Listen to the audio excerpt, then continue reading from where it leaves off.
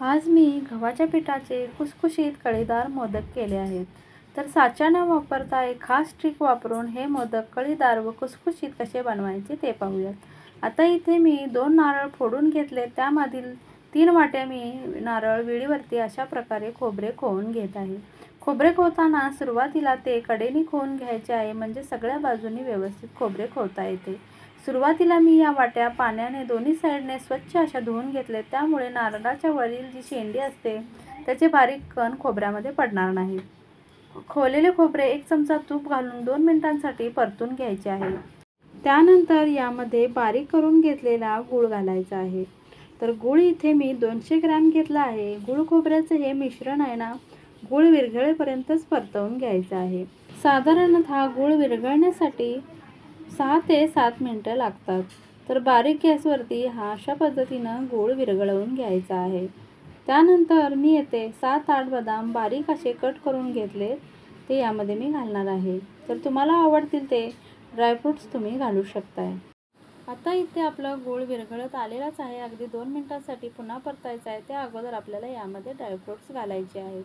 तर बारीक केलेले बदाम मी यामध्ये घातलेले आहेत आणि 2 चमचे मी वेलची, सुंठ यांची पावडर बनवून ठेवली होती, ती यामध्ये घालायची आहे.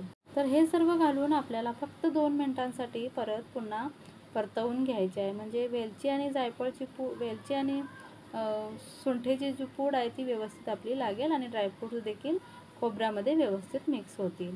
व्हिडिओ शेवटपर्यंत नक्की बघा. जर तुम्हाला माझा व्हिडिओ आवडला तर व्हिडिओला एक लाईक आणि चॅनेलला सबस्क्राईब नक्की करा. आता इथे मी 3 वाट्या गव्हाचे पीठ घेतले आहे. ते पीठ मी चाळणीने व्यवस्थित असे चाळून घेतले आहे. त्यानंतर त्यामध्ये 1 चमचा मीठ घातले आहे. मीठ घातल्यानंतर मीठ सर्वत्र पिठामध्ये मिक्स करून चपातीला जसे आपण पीठ मळतो तशाच पद्धतीनं आपण पीठ मळून घेणार आहोत. हे पीठ मी नॉर्मल जे चपातीला वापरते तेच पीठ मी गव्हाचे घेतलेले आहे. तर अशा पद्धतीनं व्यवस्थित असे मऊसूद आपल्याला पीठ मळून ठेवायचे आहे. तर त्याआधी आपण याला 2 मिनिटांसाठी झाकून ठेवणार आहोत. तर 2 मिनिटं झाल्यानंतर बारीक असा गोळा घ्यायचा आहे, छोटासा एकदम, अगदी पुरीला घेतो त्यापेक्षा देखील लहान.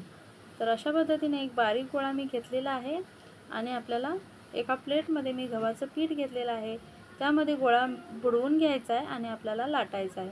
अगदी मध्यम आकाराची पात आपल्याला मोदकासाठी लाटायची आहे. एवढी छोटी अशी मी पात लाटून घेतलेली आहे. अगदी छोटीच पात लाटायची.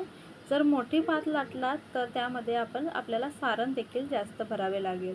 तर 2 चमचे एवढे मी सारण यामध्ये घातले आणि अगदी बघू शकताय तुम्ही, अगदी अशी कळी पाडत आहे. एका हाताने ती मी धरत आहे आणि दोन्ही बोटांनी अशा कळ्या पाडून आपल्याला फक्त एकामेकावरती ठेवत जायचे आहेत. तर अगदी सुंदर अशी ही कळी पडते. तुम्ही बघू शकता अगदी छान असा एकदम मोदक तयार झालेला आहे. तर अशा पद्धतीनं हा मोदक तयार झाला आहे. पण या कळ्या व्यवस्थित दिसत नाही म्हणून मी चमचा घेऊन चमच्याने अशा पद्धतीनं कळ्या व्यवस्थित पाडून घेत आहे. म्हणजे दिसायला देखील हा मोदक छान असा सुरेख कळ्या दिसतात. अशा पद्धतीनं चमच्याने कळ्या पाडल्यानंतर मोदक अगदी रेखीव असा दिसतो, छान दिसतो, दिसायला सुंदर दिसतात कळ्या. आणि सर्वच मोदक मी अशा प्रकारे करून घेतलेले आहेत. तर साचा न वापरता कळ्या पाडण्याची ही सोपी ट्रिक आहे. तुम्ही एकदा ही ट्राय नक्की करून बघा. व मोदक देखील अगदी सोपे आहेत. गव्हाच्याच पिठाचे मोदक आहेत. आपल्याला पीठ कुठूनही बाहेरून आणावं लागत नाही. गव्हाचं पीठ सगळ्यांकडे उपलब्ध असतं. तर अशा पद्धतीने हे मोदक तुम्ही नक्की करून बघा.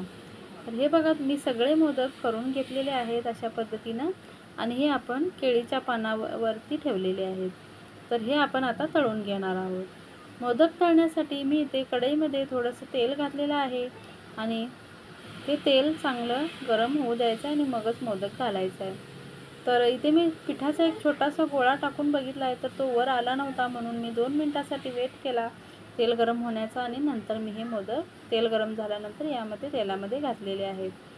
तर 1-2 मिनिटांसाठी हे छान परतून घ्यायचे आहेत. सुरुवातीला आपण हे पलटवून टाकणार आहोत, कारण ज्या भागाकडे कळ्या असतात त्या भागाकडे थोडा पिठाचा जास्त जाड असं पीठ असतं आणि ते भाजत नाही. त्यामुळे मी पलटून अगोदर घातलेले आहेत मोदक, म्हणजे आतील बाजून अगदी व्यवस्थित कळीकडच्या वरच्या बाजूला अगदी व्यवस्थित ते भाजले जातील. तर अशा पद्धतीनं 6 ते 7 मिनिटात हे मोदक तळून होतात. तुम्ही बघू शकता अगदी सुंदर कळ्या जशाच्या तशा राहिलेल्या आहेत. कळ्या इकडे तिकडे झाल्या नाहीत आणि दिसायला देखील सुंदर रेखीव असे मोदक दिसत आहेत. तर अशा प्रकारे मोदक तुम्ही नक्की करून बघा आणि कमेंट सेक्शनमध्ये मला सांगा की मोदक कसे झाले होते आणि तुम्हाला ही ट्रिक आवडली का मोदकाला कळ्या पाडायची हे देखील सांगा. पुन्हा भेटूया एका नवीन रेसिपीसोबत. तोपर्यंत बाय बाय.